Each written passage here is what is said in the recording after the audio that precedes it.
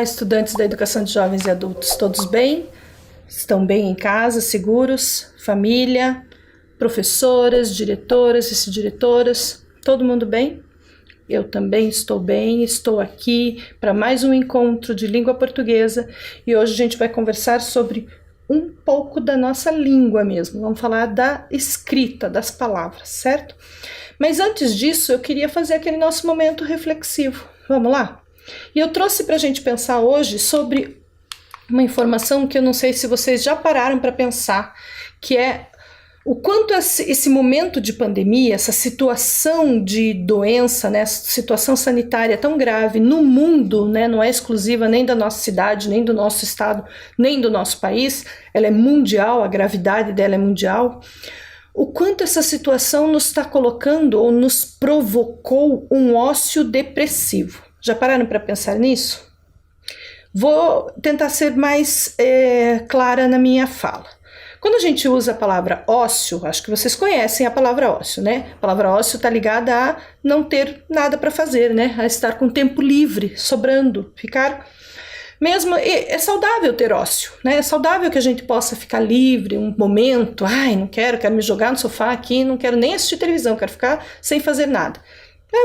É saudável, a gente precisa desses momentos, né? Para o nosso corpo, para a nossa energia, para a nossa mente, é importante. Só que a pandemia nos obrigou a um ócio que nos deprime, que nos coloca numa situação diferente do que deveria ter. Enquanto a gente estava naquela loucura de trabalhar, de esgotado, mesmo que fosse em casa, né, de cumprir horário, de resolver as coisas, de ter aquela correria do dia a dia, a gente ficava morrendo de vontade de ter um tempo para não fazer nada, de ter um tempo de ócio. Só que de repente a gente se viu obrigado a ter esse tempo. E o que ele nos causou, na verdade, nos obrigou a ficar fechados em casa, nos obrigou a ter um tempo livre em excesso, demasiado, né? Reduziu o nosso espaço de circulação e nos impediu de nos relacionarmos sem contato social.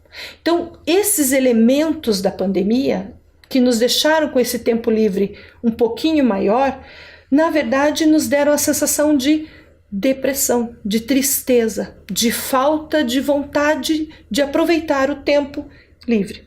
Para alguns o tempo está mais livre, para outros está menos, né? Muita gente perdeu o emprego, está tendo que criar coisas assim, formas de sobrevivência. Muita gente está sobrecarregada, está tendo que trabalhar mais do que trabalhava antes. E também está tendo que se organizar, porque a casa, quem é dona de casa sabe, a casa não impõe horário, né? Não tem flexibilidade, ainda mais se tem criança. A gente tem que fazer as coisas do dia a dia, da rotina acontecerem. Então, como é que a gente lida com tudo isso? Eu fui atrás disso, eu quis saber o que era essa sensação, como é que as pessoas estavam lidando. E aí eu cheguei num sociólogo conhecido, um sociólogo italiano, que é chamado de Domenico De Masi. Já ouviram falar? É essa pessoa aí, ó. Esse senhor, Domenico De Masi, ele é um sociólogo. E eu já conheci um livro dele, e eu já conheci até a expressão, ele escreveu um livro chamado Ócio Criativo. E muita gente fala disso, desse ócio criativo, né? Quero dizer, aquele momento que você se esforça para ter uma ideia, a ideia não vem. Daí naquele momento que você tá, deixa eu curtir esse momento aqui, que você tá sem fazer nada, caminhando no parque, você tem tive uma ideia, já sei o que eu posso fazer, sabe? Sabe quando você tá deitado na cama e te vem ideias geniais para o trabalho, para casa, para soluções de problemas? Na hora que você está no banho? Então, o Domênico fala um pouco disso, de como a gente, nos momentos que a gente tá mais à vontade, mais ligado ao lazer, tá mais ligado a coisas prazerosas, é que a gente tem mais a nosso potencial criativo desenvolvido. E aí eu, buscando essa leitura, fui atrás dessa escrita do Domênico e achei uma entrevista que ele deu no jornal. Genial! Nessa entrevista, foi recente essa entrevista, um jornal que já publicado. O Domênico é perguntado sobre exatamente como é que você fala, Domênico, do ócio criativo nesse momento que a gente está vivendo um ócio depressivo. Como é que você fala, que ideias você tem, como é que você compreende isso? E aí ele trouxe aspectos bem importantes que eu trouxe aqui para vocês. Ó. Ele disse assim, eu acho que é o momento agora de introspecção, ou seja, conversar com você mesmo, se conheça, se observe, se descubra. de olhar esse tempo livre não como mais tempo livre, demasiado, mas como um tempo livre para você aproveitar. Como? O que você pode fazer? Que não é só inventar coisas novas. O que é que pode ser feito? Ele fala de privilegiar o essencial. Porque agora a gente pode até parar para pensar o que é mais importante para eu fazer primeiro. E para continuar fazendo, né? Economizar. Esse momento é um momento de você valorizar o que você quer gastar, o que de fato vale a pena gastar, o que de fato você precisa, o que é essencial mesmo até materialmente falando. E aprender. É um momento de aprender com toda a situação. Não é um momento para continuar assim, impondo o que eu sei, o que eu sou. É um momento para aprender. E aí eu fui atrás então de ler e quis trazer para vocês a fala do Domênico. Então eu vou ler, quero que vocês acompanhem. A gente conversa rapidinho sobre isso. O Domênico diz assim: nós nos acostumamos a ter muito espaço à nossa disposição e pouco tempo para usufruir dele. Os nossos dias estavam repletos de 1000 compromissos, muitos dos quais inúteis e sem sentido. Agora, ao contrário, fechados em casa para nos defender do coronavírus, temos muito tempo, mas somos obrigados a permanecer em um espaço mínimo, exatamente como os presidiários. A única coisa que pode nos ajudar é a cultura literária, musical, científica, religiosa, artística. Esta é a única maneira pela qual podemos transformar o ócio depressivo em ócio criativo. Para cada um de nós, um grau de cultura mais elevado do que possuímos. Cada um pode aproveitar do ócio para crescer culturalmente, lendo, ouvindo música, escolhendo programas inteligentes na TV, dialogando pelo telefone ou pelo Skype com pessoas mais inteligentes e mais cultas. Ou seja, é um momento para a gente aproveitar o tempo para crescer. Crescer não no sentido de ser mais, né? Não sei se é essa a ideia, mas no sentido assim de melhorar, sabe? Não de ser mais que o outro, não é comparativo, mas é no sentido de melhorar assim, o que eu posso fazer que me deixaria melhor do que eu sou? Qual é o aspecto que eu gosto e que eu gostaria de saber mais? É sobre música? Eu gosto de música? Eu quero entender dessa música que eu gosto. Quem que cria, qual é a história dela, quem que fala dela. Ah, não, é sobre religião, eu gosto da minha religião, mas quero saber mais sobre ela. Onde que eu acho essas informações? Quem podia me ajudar? É na televisão? Posso escolher outros programas do que esses que eu já assisto? É na internet? Eu consigo na internet buscar informações? Então eu entendi, a mensagem do Domênico chegou para mim, como algo que eu posso buscar e transformar esse tempo que parece livre ou sobrando em algo que seja produtivo para mim, que transforme o meu jeito de ser para mais, né? Que me aprimore. Legal, né? E aí a capa do livro, quis trazer para vocês também, é essa aqui, ó. Essa é a capa do livro dele. E aí eu gosto de olhar os elementos que ele pôs, olha. O Domênico escolheu uma cadeira de praia na beira de um lago, assim, tá num deck, né, vazia. Ele colocou um relógio no meio do caminho, que representa esse tempo, que é o nosso vilão, que a gente tá sempre preocupada com ele. E o se jogar, o se sentir livre, né, o se soltar num espaço. Mas é um se jogar com compromisso, com objetivo, com meta, com objetivo, com finalidade. Então é aliar essas 3 coisas. Como é que eu posso aproveitar esse tempo que eu tenho, tanto que parece que eu estou sobrando lá de lazer, como de algo que eu possa investigar, me aprofundar, ir além. Certo? E aí a gente criar e ser criativo naquilo que a gente tem como principal potência. Tem muita gente que sabe do seu potencial criativo e muita gente que desconhece, que duvida que é criativo. Mas até a constituição do nosso cérebro tem uma parte que é mais ligada para a lógica, para aquilo que é sistemático e organizado e alinhado e seguido de regras, e uma parte que é toda ligada para a arte, para criação, para música, para dança, para cultura. Então, explora esse cérebro, explora essa tua vontade aí, se inspira nisso, certo? Toda essa conversa para a gente entrar no nosso assunto de língua portuguesa, que a gente vai olhando para frente, ok? Muito bem. Na nossa última aula falávamos sobre o gênero textual bilhete. Então vamos só revisar aqui. Agora é só uma relembrança, certo? O bilhete é estruturado, tem uma finalidade, né? É um gênero textual que tem um propósito. Então vamos lembrar disso. Primeiro, a finalidade do gênero é transmitir uma mensagem breve para alguém. Essa é a função dele, o objetivo dele. É para isso que ele é produzido, certo? Então ele circula nos grupos sociais com essa finalidade, com essa tarefa. Transmitir uma mensagem breve, ok? Muito bem.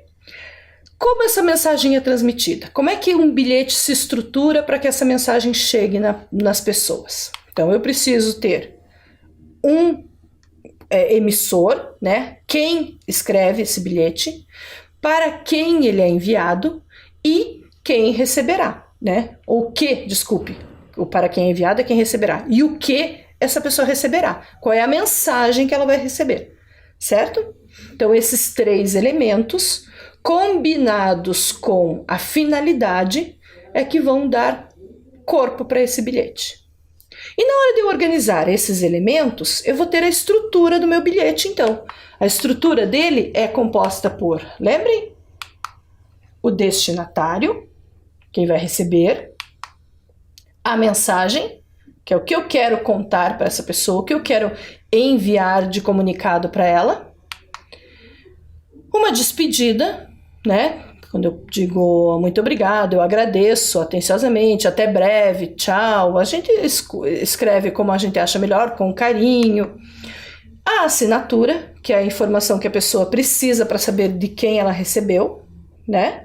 E a data, que é um elemento que eu não coloquei ali porque ele depende da mensagem. Se eu achar que a mensagem precisa ter referência na data, eu assino e coloco data. A gente até tinha conversado do PS, lembram? Post-scriptum, que é depois de escrever, se eu quiser colocar uma informação, eu também posso. Lembram disso tudo? Ótimo! Com isso memorizado, a gente vai falar então de formação de palavras. Para falar de formação de palavras, eu vou entrar no gênero bilhete de novo. Mas em vez de falar do gênero, que a gente já trabalhou bastante, eu vou falar especificamente de algumas palavras. Por isso eu trouxe um bilhete novo, um texto novo, que a gente não tinha lido ainda. É esse aqui. Vamos ler? Diz assim: vizinhos, se alguém estiver impossibilitado de ir ao mercado ou farmácia nesses dias, pode me chamar que eu vou estar em casa e pronta para ajudar. A Alexandra, e aí ela pôs o número do telefone dela ali, no bilhete escrito. Certo? Em cima desta conversa, desta informação, tem uma palavra que a gente vai olhar com ela com mais cuidado daqui a pouco. Ok? Próximo bilhete, que também tem uma palavra que nos interessa. Prezados condôminos, sou Assis Carvalho, médico cardiologista. Notifico-me para tirar dúvidas por telefone ou WhatsApp no sentido de evitar idas desnecessárias aos hospitais. Devemos nos manter em isolamento na esperança de que tudo passe. Então esse aí é um outro bilhete, foi colocado numa pastinha que fica num mural dentro de um condomínio. E aqui eu também, naquele a pessoa se dispunha a ajudar, aqui o médico também ajudando de outra forma, querendo contribuir com os conhecimentos de medicina que ele tem. Nesses dois bilhetes tem uma palavra que vai ser, cada um tem uma, que vão ser as duas palavras que vão dar início para a nossa reflexão. Então eu vou trazer o bilhete agora com a palavra em destaque. Acharam? A palavra impossibilitado. Vamos tentar ler o bilhete e entender o significado. Lembram do contexto? Entender a palavra no contexto. Vizinhos, se alguém estiver impossibilitado de ir ao mercado ou farmácia nesses dias, pode me chamar que eu vou estar em casa e pronta para ajudar. Impossibilitado. Compreendemos o significado? Sim? Bom, vamos para frente porque eu vou trazer de novo essa palavra com mais calma. Próximo bilhete. Qual é a outra palavra que eu quero chamar a atenção? Prezados condôminos, sou Assis Carvalho, médico cardiologista, prontifico-me para tirar dúvidas por telefone ou WhatsApp, no sentido de evitar idas desnecessárias aos hospitais. Desnecessárias. As palavras que nós temos em destaque no primeiro e no segundo bilhete, olhem elas ali. Impossibilitado e a outra desnecessárias. Nós vamos pensar sobre elas. Eu trouxe elas aqui escritas, primeiro impossibilitado, escrita de duas formas diferentes. Vamos entender se muda o sentido ou não.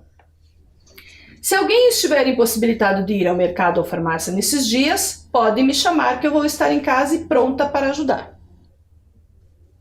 Se alguém estiver possibilitado de ir ao mercado ou farmácia nesses dias, pode me chamar que eu vou estar em casa e pronta para ajudar.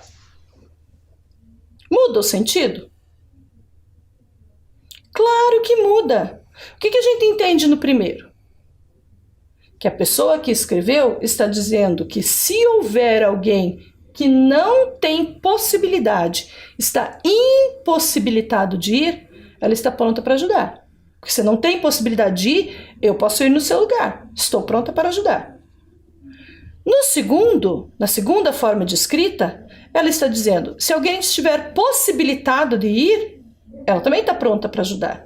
Possibilitado é, com possibilidade, com condições para ir, eu posso ajudar. Eu vou junto para trazer a sacola, sei lá, vou junto para pagar, vou junto para escolher, vou junto para mostrar o lugar. Ali ela se dispõe a ajudar nos dois, mas são ajudas diferentes. E também, no primeiro, quem está impossibilitado não vai. No segundo, quem está possibilitado pode ir. Não tem nem nada que impeça. O uso das palavras, então, se a gente prestar atenção nelas, ela está marcado por um pedacinho, uma palavra, ainda não vou dizer o nome dela, mas é uma palavra que muda o sentido quando ela é colocada ou tirada da palavra. Certo? Vamos observar elas então em forma separada. Olha só. Eu fiz a mesma lógica com outras palavras. Eu coloquei o pedacinho in. Estão vendo? Na palavra possível, na palavra viável, na palavra útil e na palavra feliz. E fiz essa comparação. Olhem bem. O que é impossível não é possível. Impossível não é possível. O que é inviável é que não é viável. O que é inútil não é útil. O que é infeliz não é feliz. Vocês conseguem entender essa construção da palavra? Conseguem perceber o que diferencia na escrita para mudar o significado? Sim. Estamos falando de um pedacinho de palavra. Só um pedacinho. Na verdade, não é nem uma sílaba, mas é composto por duas letras. In com M e in com N. Enxergam? Muito bem. Quando eu acrescento essas duas letras, eu transformo a palavra e dou um novo sentido para ela. O mesmo acontece com outro tipo de combinação de letras. Vamos ver? Estava no outro bilhete. Prontifico-me para tirar dúvidas por telefone ou WhatsApp no sentido de evitar idas desnecessárias aos hospitais. Ou prontifico-me para tirar dúvidas por telefone ou WhatsApp no sentido de evitar idas necessárias aos hospitais. Desculpe. Tem diferença de sentido? Vamos olhar todo o contexto? Claro que tem. Na primeira, quando o médico se prontifica para que ninguém saia de casa, ele está dizendo para não ter a necessidade de você ir no hospital só para tirar uma dúvida. Fala comigo aqui no prédio. A sua ida lá é desnecessária se eu estou aqui para poder ajudar. Certo? Diferente disso, ele coloca na outra possibilidade não tem necessidade. Ele fala assim, na verdade, né? Se ele tivesse dito, diria assim, ó. Tirar dúvidas por telefone no sentido de evitar idas necessárias aos hospitais. Como é que você evita algo que é necessário? Não faz nem sentido, não faz nem concordância com a mensagem que ele está querendo passar. Fica incoerente, né? Se ele está querendo dizer que ele está disposto a ajudar para você não se expor, você que é idoso ou você que é doente, para não se expor ao risco dentro de um hospital, tire dúvida comigo. Ele não pode dizer idas necessárias, porque se a pessoa precisa ir, é necessário, não é só para tirar dúvida, né? Tem muita diferença, então, na colocação desse pedacinho. O pedacinho agora não é in, é des. Essas 3 letras fazem toda a diferença e também tem um significado. Vamos olhar para elas? Olha só. Do mesmo jeito que eu fiz com as letras IN e IM, eu fiz com a letra D, E e S aqui. Esse pedacinho des também transforma o significado da palavra e a escrita. Olhem os 4 exemplos. Se eu tenho desfazer, é porque não está feito. Não tem como fazer, é desfazer. Se eu tenho desfavorável, é porque não é favorável. Se eu tenho desenterrar, é porque não está enterrado, não é para enterrar. Se eu tenho descontente, é porque não está contente. Certo? Da mesma forma, esses pedacinhos des, in e in fazem um sentido na palavra. Transformam o sentido quase como oposto. Vocês perceberam? É quase que se colocasse um não na frente. O que é desfazer é o mesmo que não fazer. Ou fazer, ou desmontar o que está feito, né? Tirar o feito. O que não é favorável, o não favorável é desfavorável. Então esse pedacinho des, assim como o que não é feliz é infeliz, com um pedacinho in, tem a mesma função quando ela é colocada numa palavra. Então vou voltar para os exemplos lá, ó. Impossível, inviável, inútil e infeliz. Percebem? A escrita é a mesma, com a diferença dessas 2 letras que eu coloco na frente. Vamos para os outros exemplos. Eu tenho desfazer, desfavorável, desenterrar e descontente. Da mesma forma, eu tenho um pedacinho só colocado, encaixado na frente da palavra, que muda totalmente o significado dela, né? Desfaz a escrita e também dá um outro sentido. Certo? Do que nós estamos falando então? Qual é o assunto dessa nossa aula? Quem já identificou? Palavras escritas que recebem uma parte, um pedaço, e esse pedaço transforma o sentido da palavra. Vira uma palavra nova com um sentido diferente. E especialmente esse sentido que a gente conversou até agora é o sentido de negação. Desses exemplos que a professora trouxe, tá? Então, desses exemplos, o in e o des fazem a palavra se transformar num sentido de negação, de não aquela informação que está escrita ali, tá? Do que se trata, então? Para vocês conhecerem, lembre que a professora gosta sempre de trazer para vocês como que a língua portuguesa explica isso, que nome que ela dá. Quando ela põe lá na gramática, ela chama isso de que nome, de que regra. Então ela chama isso de prefixo. Prefixo é uma palavra, né, uma palavra não da nossa língua, uma palavra de origem latina nesse caso. A gente tem também prefixos gregos, mas esses 2 exemplos que a professora trouxe para vocês são prefixos do latim. E eles têm a tarefa, a função de se encaixar na frente, prefixo. Por isso eles ficam fixos no começo, só no começo, e mudam o sentido da palavra. E nós estamos falando especialmente desses três, ó. In com N, in com M e des. Esses três prefixos latinos são de informação de negação. Transformam o sentido da palavra negando aquela informação, certo? Quase como se fosse o contrário do que a outra dizia. Tá bom? Entendido? Professora, eu preciso guardar na minha memória a palavra prefixo, saber que ele é prefixo do latim. Não, lembra que a professora sempre explica? Essa informação é uma informação técnica. É importante saber. Mas o mais importante é saber como que eu uso essas letras ou essas palavras na frente de outras e o que tarefa elas têm, o que elas fazem quando elas chegam ali, certo? Então vamos lá? Como a gente sempre faz, a gente olha para essa informação, organiza essa informação para depois copiar. Então vamos organizar a informação primeiro que a gente já vai registrar no caderno. Prefixos são palavras colocadas no início de outras palavras com a função de mudar o seu sentido. Essa é a tarefa dela. Ela transforma aquela palavra numa palavra nova e muda o sentido. Ok? Compreendido?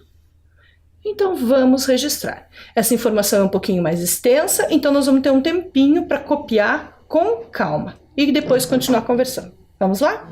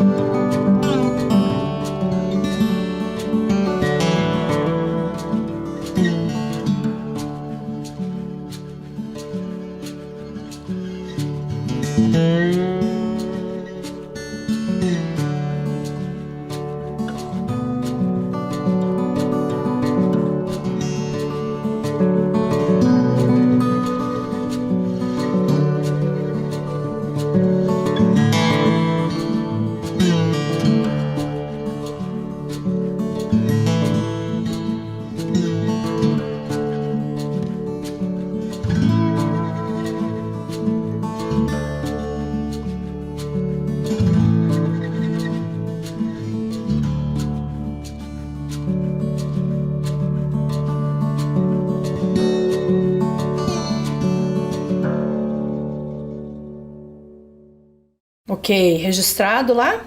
Ótimo. Sabendo dessa informação, vamos prestar atenção então na formação dessas palavras, tá? Então, nosso assunto agora é formando novas palavras, ok? Para formar novas palavras, vocês vão fazer o seguinte: vocês vão registrar no caderno essa informação que está ali na tela, e aí cada slide que a professora passar na sequência, cada um que aparecer, vocês vão tentar colocar nele se ele é desfazer ou se ele é infazer. Vocês vão tentar colocar aquela palavra que é o prefixo antes da palavra para ver em que palavra ela se transforma. A gente vai fazendo isso juntos, vocês só vão acompanhando com o caderno, ok? Só vou dar um tempinho para vocês registrarem isso daí. Vamos lá?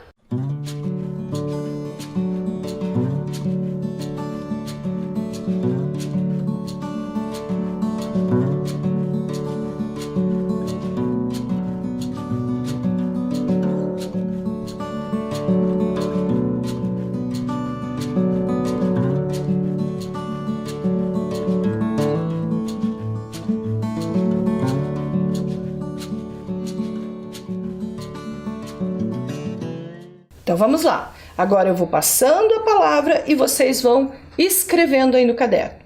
As 3 primeiras palavras são essas: fazer, ligar e montar. O prefixo que vocês vão usar é o prefixo des, ok? Coloquem lá. Como vocês não vão copiar isso, vocês vão escrever direto a palavra. Como fica juntando o des com o ligar? Que palavra forma? Isso mesmo. Escreva essa palavra aí.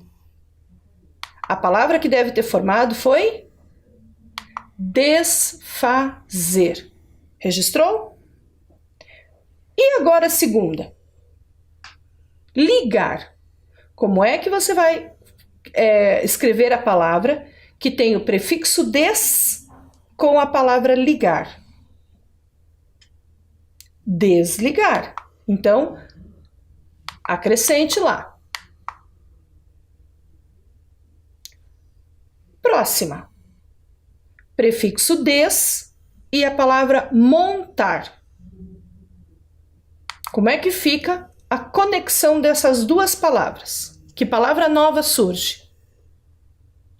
Exato. Desmontar. Então você registrou aí desfazer, desligar e desmontar. Observe como elas são o contrário de fazer, ligar e montar. Elas negam essas palavras, né? É como se eu dissesse fazer e não fazer, ligar e não ligar, montar e não montar. Certo? Muito bem. Vamos para mais uma? Próximas 3. Agora nós temos conhecimento, controle e equilíbrio. E também temos o prefixo des. Des com conhecimento. Como que fica? Desconhecimento. Registrou? Des e controle. Descontrole. Opa, mudou a ordem ali, desculpe. Vamos organizar, ó. A professora mostrou primeiro des com equilíbrio, não tem problema. E agora des com controle, ok?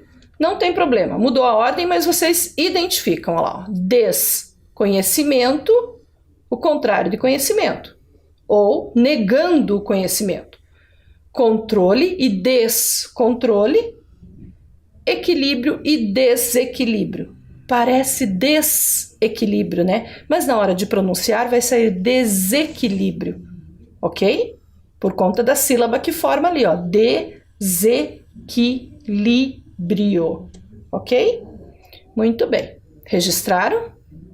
Foi um pouco mais difícil?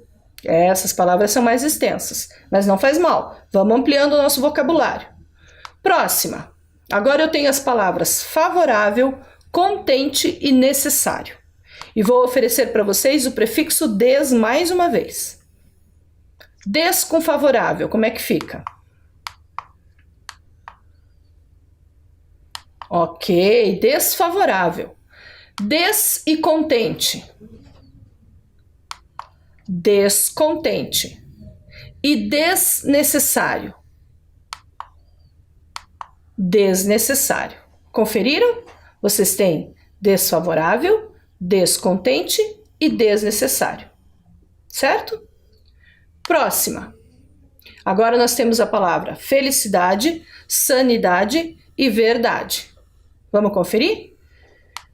Com o prefixo in, com N, in, vocês têm in e felicidade. Que palavra formou?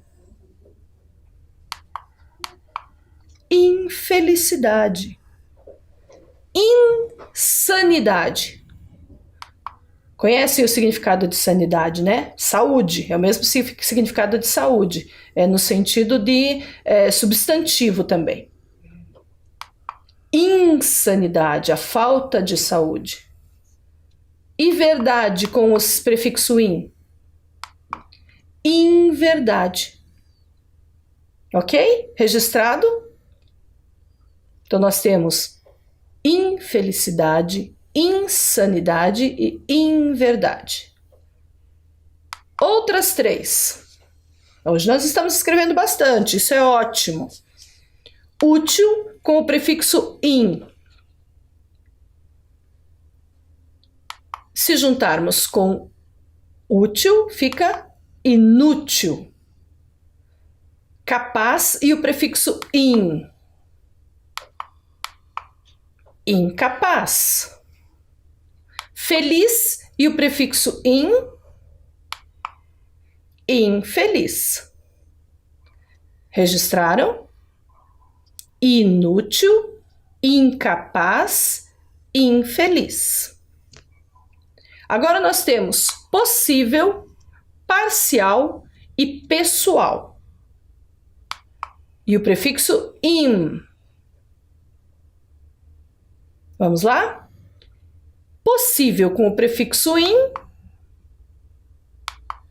Impossível. Parcial, ou seja, aquilo que a gente que é parte, que não é o inteiro, é só uma parte. O que não é inteiro, ou o que não é o contrário, né? O que não é inteiro é parcial. Mas e como que ficaria se eu unisse ao prefixo in? Imparcial, ou seja, aquele que não toma parte, não tem parte nenhuma, é imparcial. E pessoal? Pessoal é que está ligado a uma pessoa.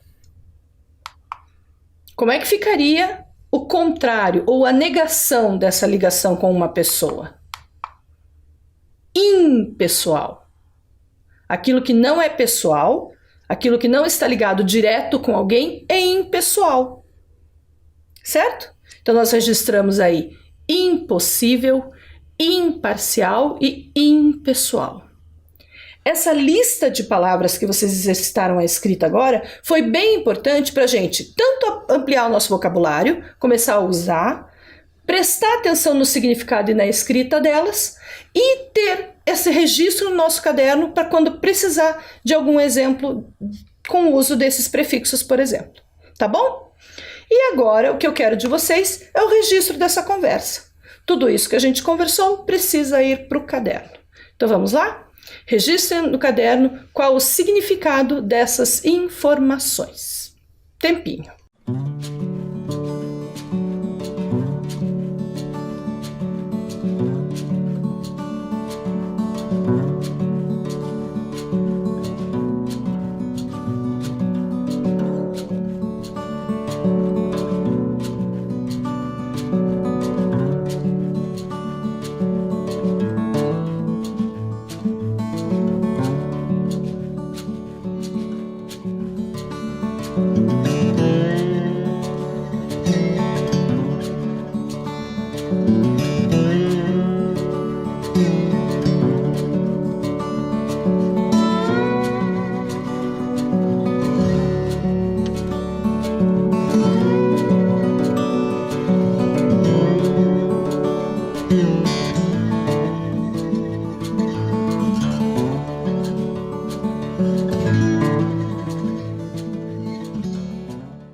Registrado? Muito bem. Então agora a gente vai registrar algumas atividades que a gente vai fazer ainda nessa aula, tá? Nesse tempinho, se você tiver essa possibilidade aí. O que eu preciso que vocês registrem? Registrem que o exercício que nós vamos fazer agora é de descobrir qual é a palavra que a gente pode ser usada, pode ser escrita novamente agora com a inclusão ou do prefixo des ou do prefixo in, certo? Então vocês têm dois exemplos ali, montado e feliz. Como é que ficaria a escrita da palavra que não está montado? Ou da palavra que não está feliz usando esses prefixos. Quero que você pense e já registre. Então você copia e já responde essa informação, ok? Vamos lá?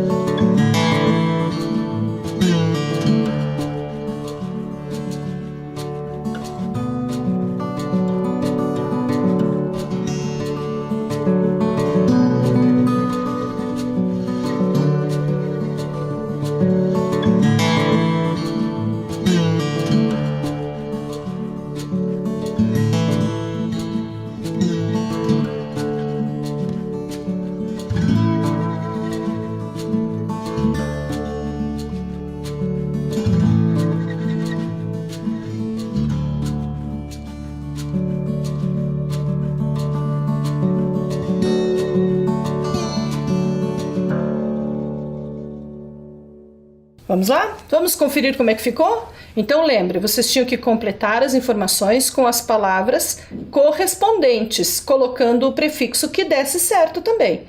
Por exemplo, o que não está montado está? Que palavra você colocou? O que não está feliz está? Vamos conferir?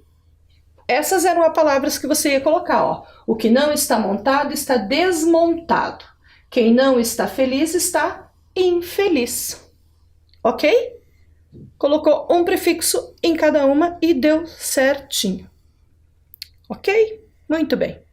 Meus amores, espero que vocês tenham compreendido. Essa foi a nossa tarefa de hoje, entender como as palavras se formam e saber que desde a história da nossa escrita, a gente foi aprendendo também a congregar pedacinhos e formando palavras. Quero encerrar com essa imagem. Olha que imagem curiosa. Essa imagem é de balões, mas um deles é uma melancia. E aí a gente pode pensar, será que é uma melancia de verdade? Será que é uma bexiga, um balão pintado de melancia? Não importa. O que importa é a criatividade e o tempo que a pessoa que construiu essa ideia, que teve essa ideia de colocar algo tão pesado de forma tão leve, ou até a cor, a leveza da cor, é que vale. E o quanto a gente faz isso, né? Transforma em peso algo que pode ser leve. E outra coisa que a gente pode olhar ainda, olhem bem, prestem atenção, a gente é igual a todo mundo sempre? Ou a gente pode se destacar? Fiquem bem, fiquem em paz e a gente se encontra na próxima aula.